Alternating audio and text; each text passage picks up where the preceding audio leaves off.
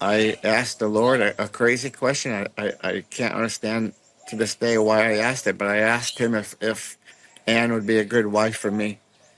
And I heard, yes, but not now. You're not clean. You're not clean enough. Hmm. And I knew what he was talking about. You know, there are those men in your life who shape you long before you realize what they're doing. Not through lectures and not through platforms, but through quiet faithfulness, sometimes over decades. And sometimes you don't see it until much later.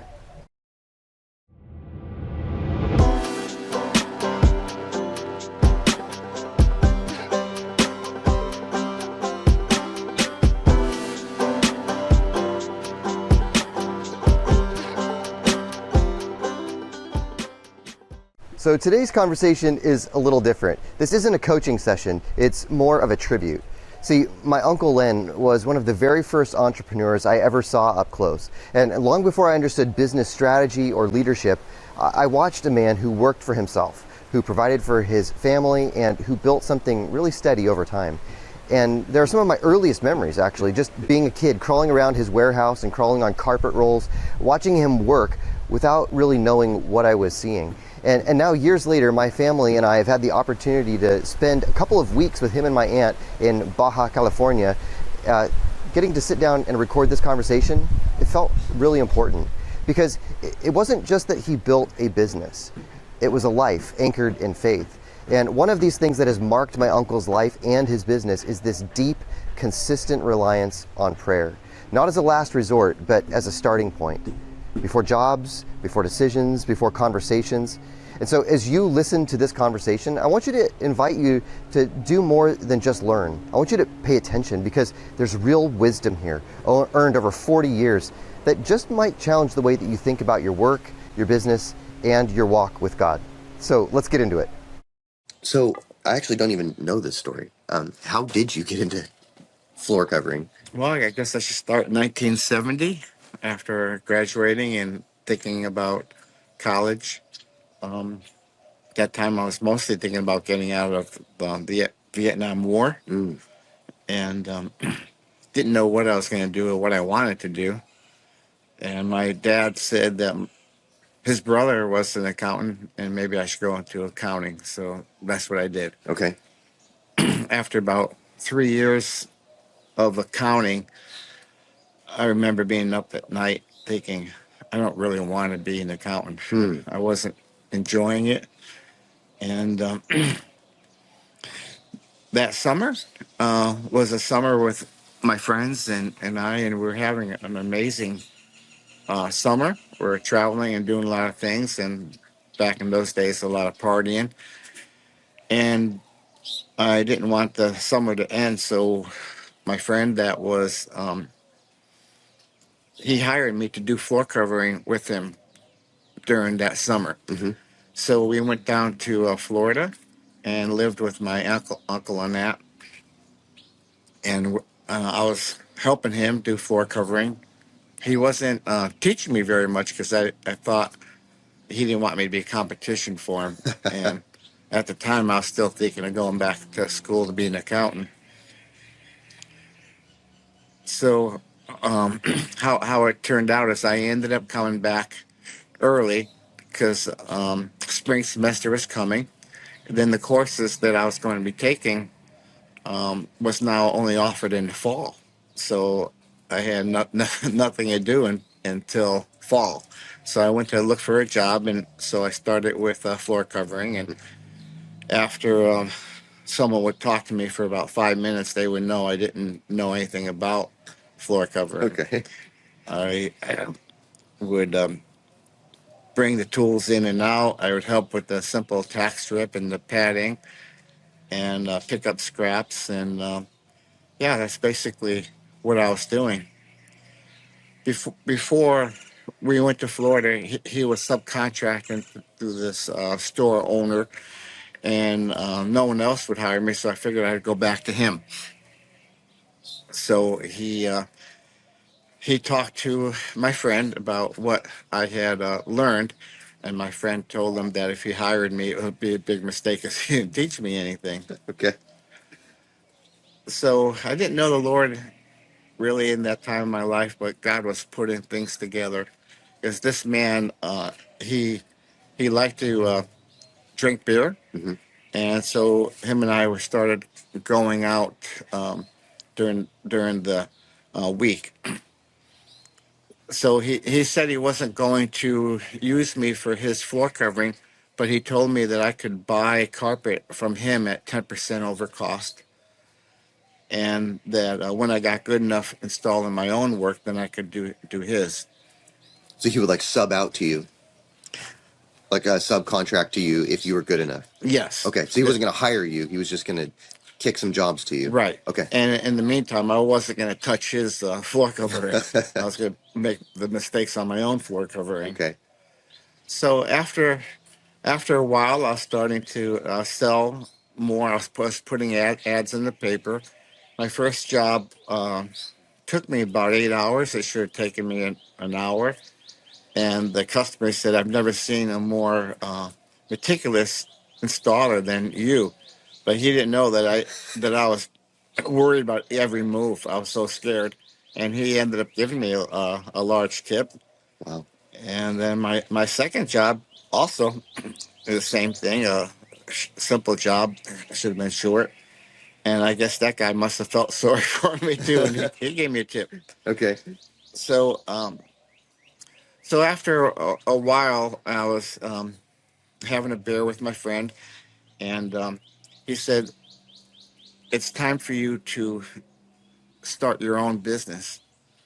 And I said, "Why? You're making 10% on everything that I do." He says, "You have to have your own store, or you won't make it." And what he proceeded to do was he found an apartment that I can live in and have a place in the front of that to have a showroom. Okay. And so he found a place that was actually in my hometown.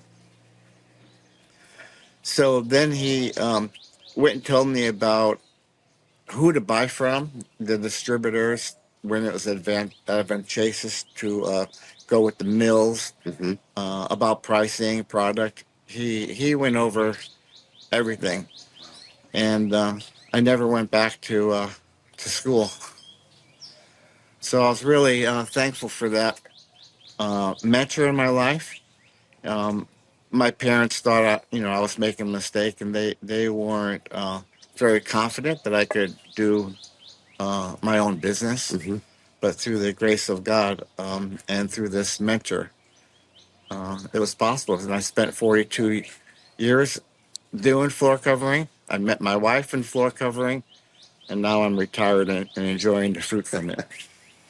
And I was one of these. You brought in a lot of young apprentices and men that you trained along the way, as well as helpers and, or at least a few. Yes, I had some people that worked for me for 15 years, and one guy worked for me for 17 years. I went to a Promise Keeper event, and the music was great. And this one installer would be listening to Metallica music and stuff, and we were fighting over music. And I encouraged him to come to the next Promise Keepers with me because I said, "You'll love the music." Hmm.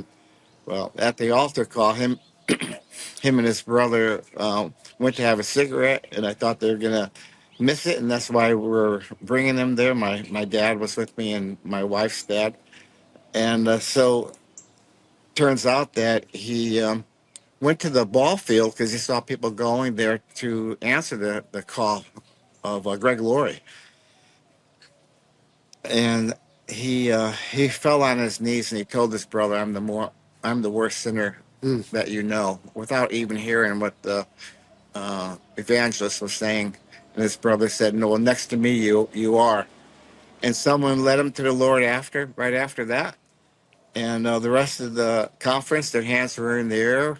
They were up at the top of the stadium.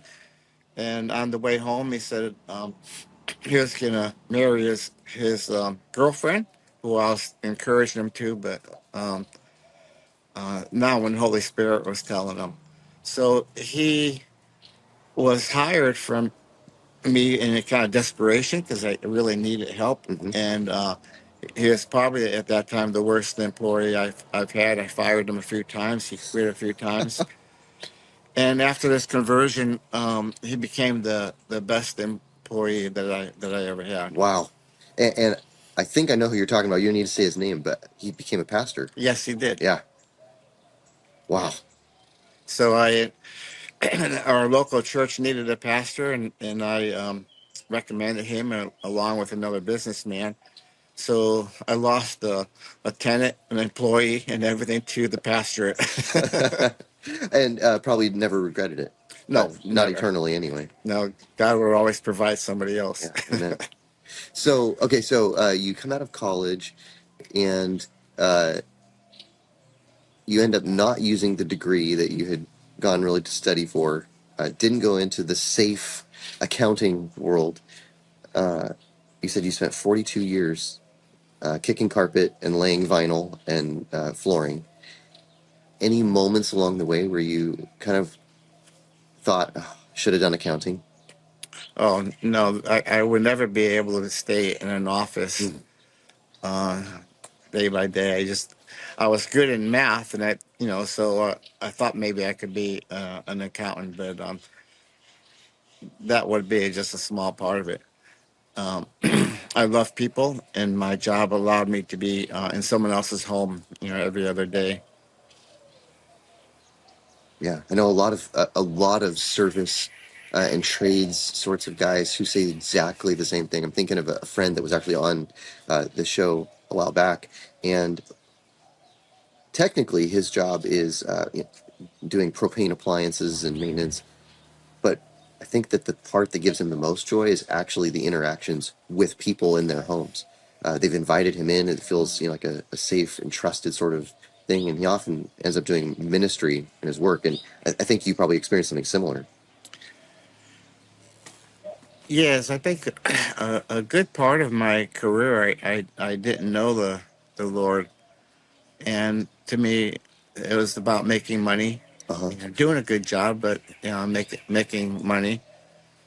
And when I come to know the Lord, everything changed. So the installer that is now a pastor, and I began praying before each job. I would always be looking at their walls to see what's hanging on their walls, or looking to how to make conversation that might lead to the Lord. And I think through our prayer every morning that Mm. God provided some opportunities. I could think of one example. This lady had hired me to do all of her vinyl flooring, and each floor was almost like new. And I was wondering, why did she change this floor? She also told me that she had a blood disease, and she was getting infusions every week. And so she was near the end of her life. Mm. She was living by herself. So I thought, okay, our job is to be witnessing to her. But the whole time that we were installing, she was in her room, and I was questioning God, why are we here? But anyway, when I went home, and in that evening, I was praying, and I think the Lord woke me up at night, and he had me write a gospel message to her, because I didn't know how many days or weeks or months that she had left. Yeah. And I'm not sure how much longer now. It's been quite a while that her daughter contacted us and said that mom passed away, and that my letter to her was on her nightstand. So I'm just praising God for that, and I'm taking that she's in heaven today. All because of not well through a job.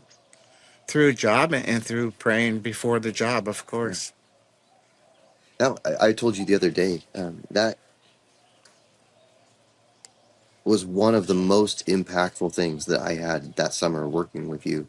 Was I had never thought about praying over work before I started, and you were so devoted to when we arrived at a customer's location, getting down on the floor and praying together first. Not just that the job would go well, but I remember praying with you for the people that we would encounter, the customers. Um, that was foundational for me as I began to think about business.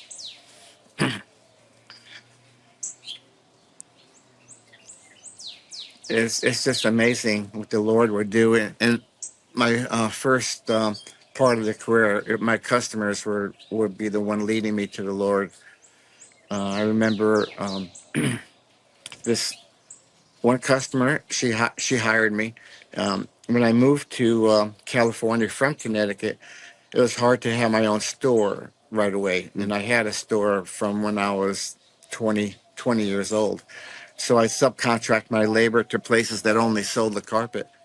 So this one lady had my card. She called me, and she didn't even ask me for a price. It's unusual. Their family didn't have very much money. She said, "Can I come out the next Wednesday?" And so I did. And my wife, who I had never met, was there with this customer's daughter. And right after I got into the house, I was told that this lady had passed away that hired me in a car crash, a tragic car crash. And so I was wondering, why am I even there? Well, every time my wife Ann was going anywhere close to where I was installing, I would try to flirt with her. And there was a bathroom downstairs that the husband wasn't using, and on the vanity was a Bible, and it was dedicated to his wife with the Proverbs 31. And I've never read the Bible at that time. I thought I couldn't, being raised Catholic, and but I read that, and I never knew something like that would be in the Bible. But I saw Anne ministering to her friend the whole time, and I remember her saying, "Okay, you need to get some rest," because they were going to have a memorial service, and the daughter was going to be getting married, so they moved up the wedding while the family was going to be there. Okay. So Anne told her friend, "You need to lay down," and her friend says, "Well, I won't unless you lay down with me." And as soon as her friend fell asleep, Anne got up and she started doing all these things around the house.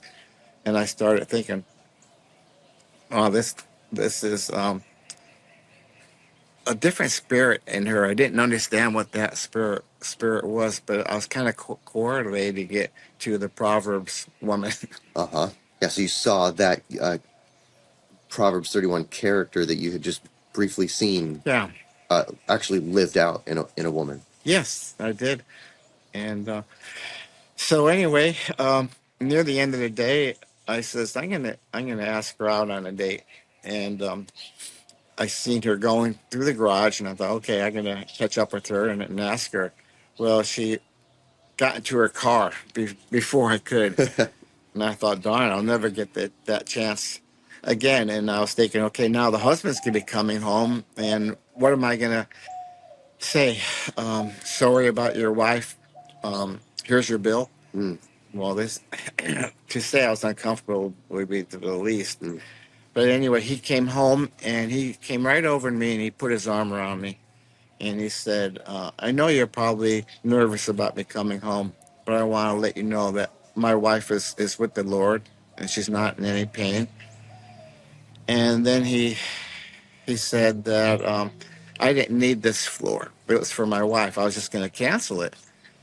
He says, but it was sitting at the store, paid for, so I thought I would just have you come after the memorial service and after the wedding.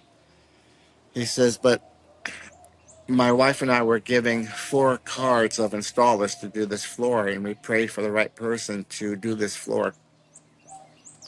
And we chose you, so I decided to have you come the same day that my wife scheduled you. And he says, we're both bachelors now.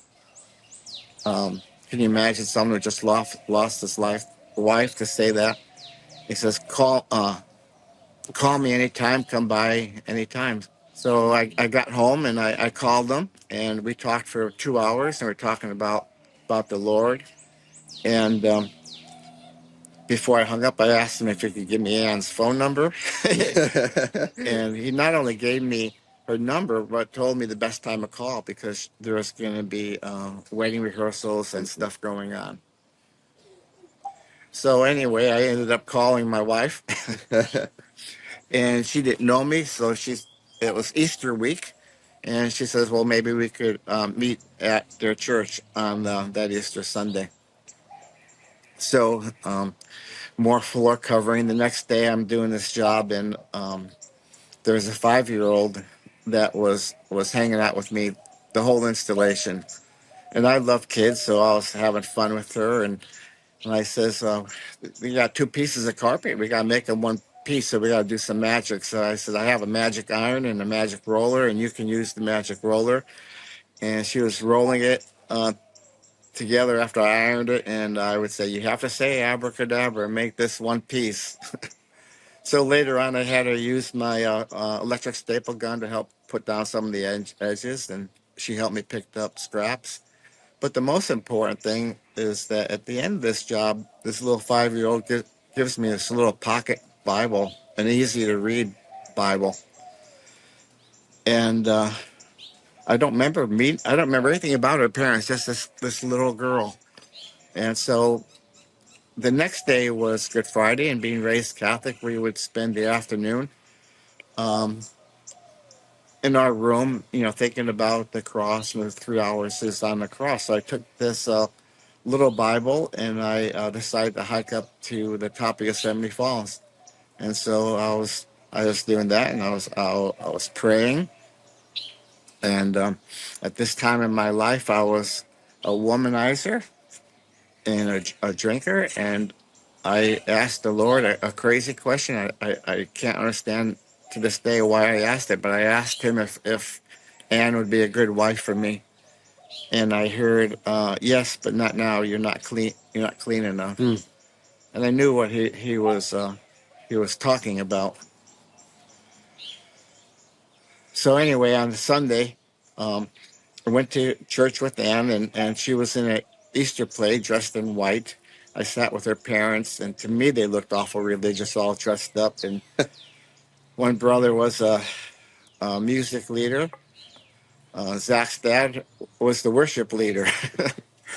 And I felt like I didn't belong here.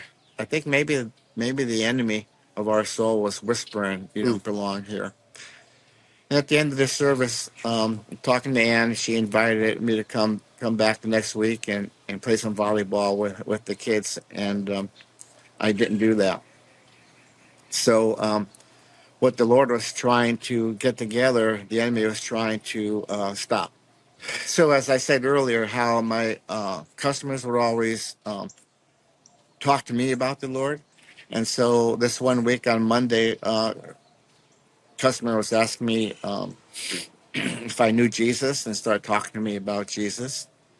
And then on Tuesday morning, the next household, they started talking to me about the Lord.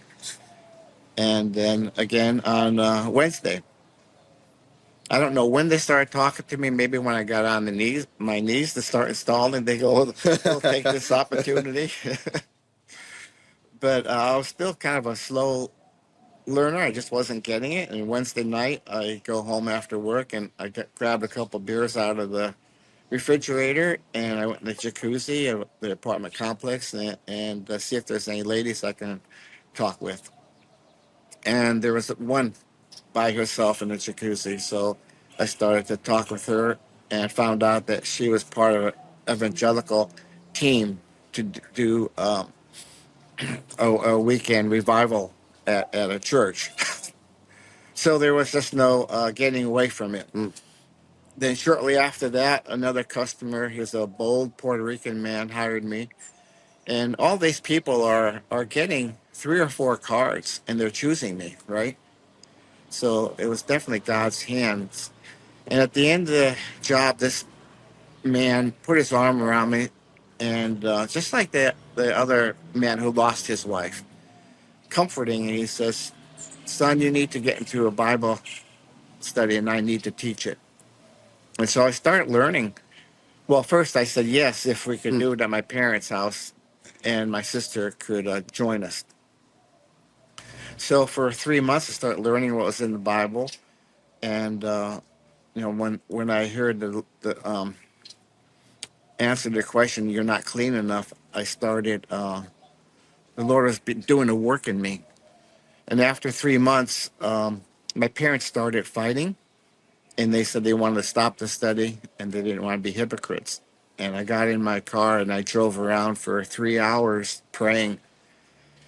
Summer was coming up, and we had 3 pools in the apartment complex. Partying would be around the pools, and everything was centered around the things that I was wanting to avoid.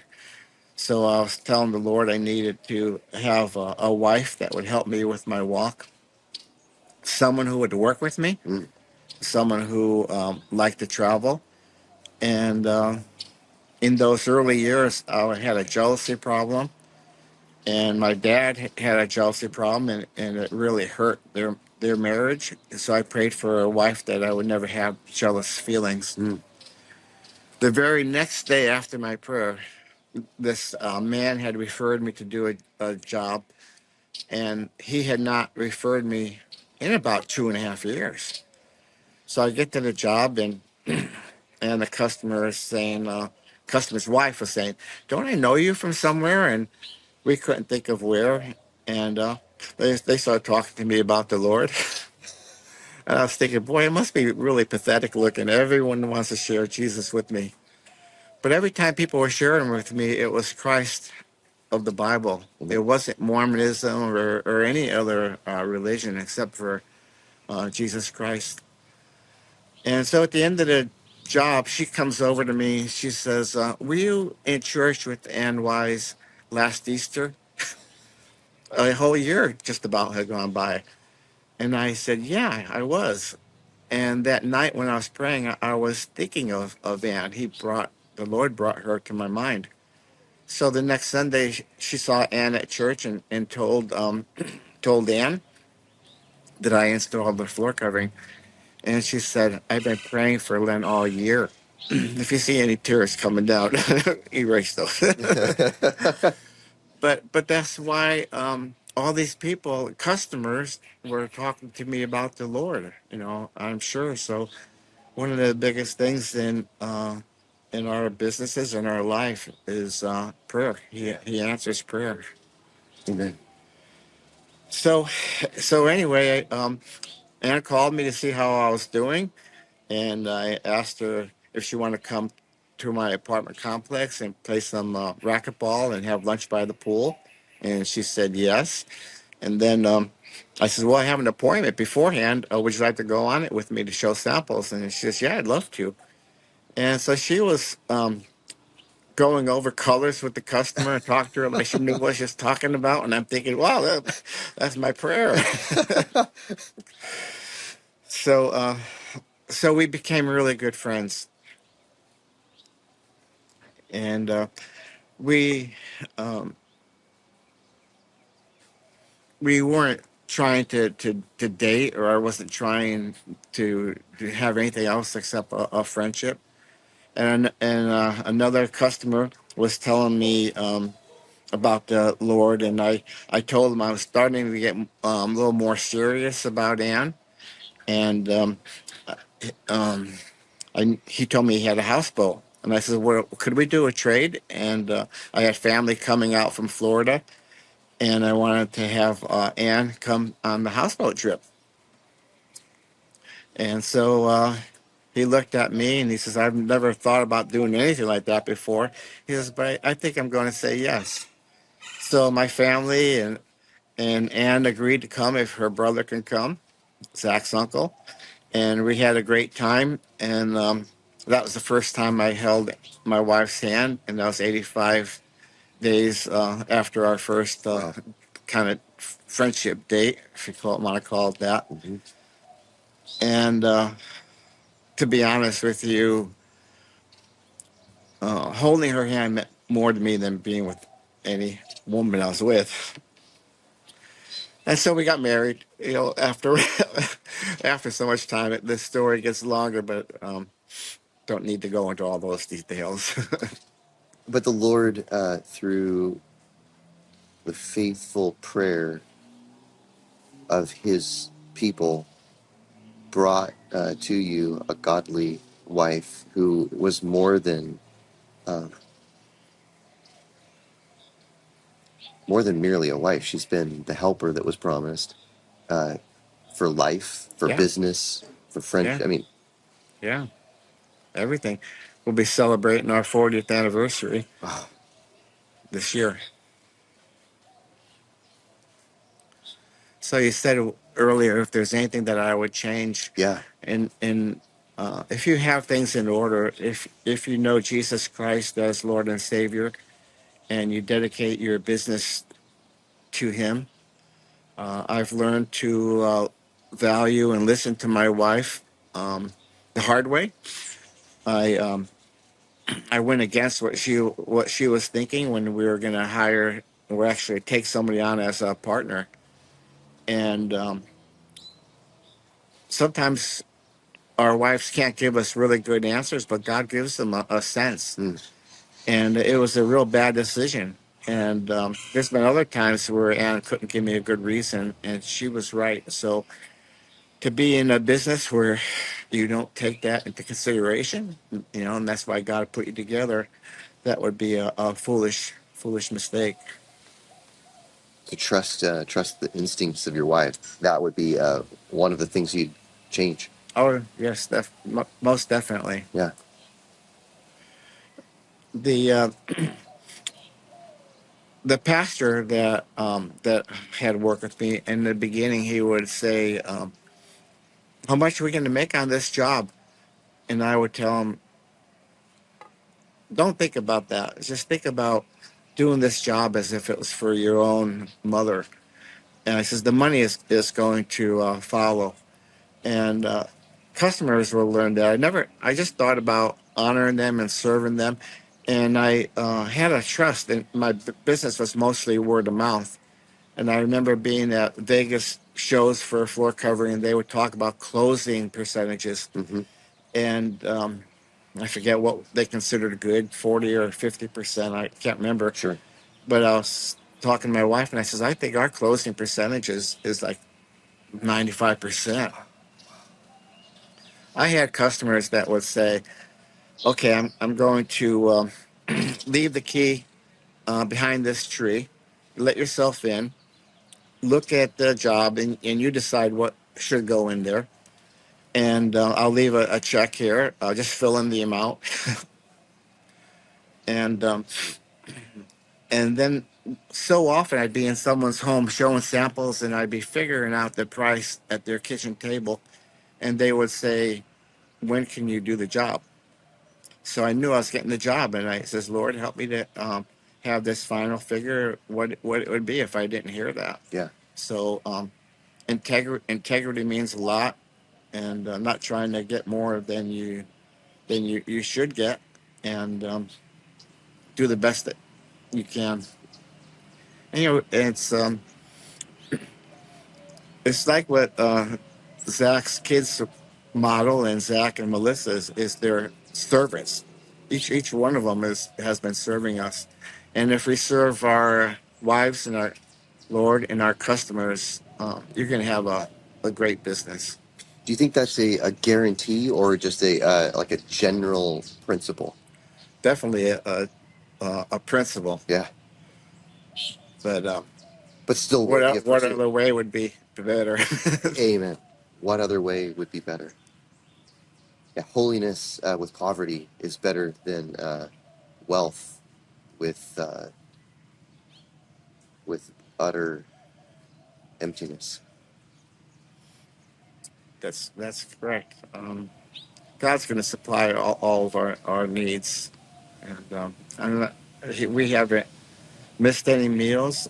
Mm. We've been very fortunate, and I tell everybody that our biggest assets in our lives are the people that God had put into our lives, Mhm. and yeah, We feel so blessed.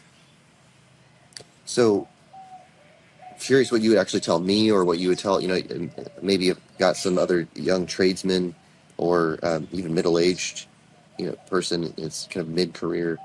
Um, you've done so well because of your faithfulness, because of the Lord's grace. What advice would you give to either young men just getting started in business, or somebody who's kind of had a moderately successful Hmm. trajectory? Well, you got to remember, I started my business in 1970. It wasn't any technology. Sure, sure. And what I always did when I was starting out was I would just pass out business cards to everybody and talk to everybody. And today, that's so different. So the advice I can give is put Christ first, put your wife second, and your kids, and then your business. You have to have your priorities right. Zach, I don't think there's anything I can say to you. Oh, you just did. Part of the reason I wanted to, we're both gonna be crying here. Part of the reason I wanted to do this before we traveled down here was sort of a tribute to, by far, the most influential businessman in my life, second to none. Um, from the time, from some of my very earliest memories, of which there are very few. There's just these little snatches of crawling all over your stock in your warehouse, over the carpet rolls, and there were no other business people in my life Hmm. for a long time. And then having an opportunity to come and work with you Hmm. and see how you were operating, that's always been foundational for me. All right, so there's something I want to share as we wrap up here. Due to a hardware issue, we actually lost the last several minutes of this conversation. And honestly, that's a little bit frustrating. We did capture really valuable and meaningful stuff, but what we lost mattered too. At the very end, my uncle took time to pray for you, for the men listening to this. And even though you don't get to hear that prayer, I want you to know something. God heard it. Those prayers weren't lost. They weren't wasted. They landed exactly where they were meant to. And maybe that's actually fitting for an episode like this, because what you've heard today isn't just about flooring or business growth or even longevity. It's about a life that refused to separate work from faith. A man who chose again and again to bring God into the middle of his business. Not after the fact, not just on Sundays, but right there on the job site. So here's the question that I want to leave you with today. Is your business truly devoted to God? Not in theory, but in actual practice. Do you pray over your work? Do you invite him into your decisions? Do you trust that he wants to use your business as a tool for his purposes? Or have you quietly just compartmentalized it? If something in this conversation stirred that question in you, then don't ignore it. Lean into it. Bring it to the Lord, and then ask him to show you what he wants next. All right, let me leave you with this benediction from Proverbs chapter 3. Trust in the Lord with all of your heart, and do not lean on your own understanding. In all of your ways acknowledge him, and he will make straight your paths. Be not wise in your own eyes. No, fear the Lord and turn away from evil. It will be healing for your flesh and refreshment to your bones. Honor the Lord with your wealth and with the first fruits of all of your produce, and then your barns will be filled with plenty, and your vats will be bursting with wine. I'll see you next time.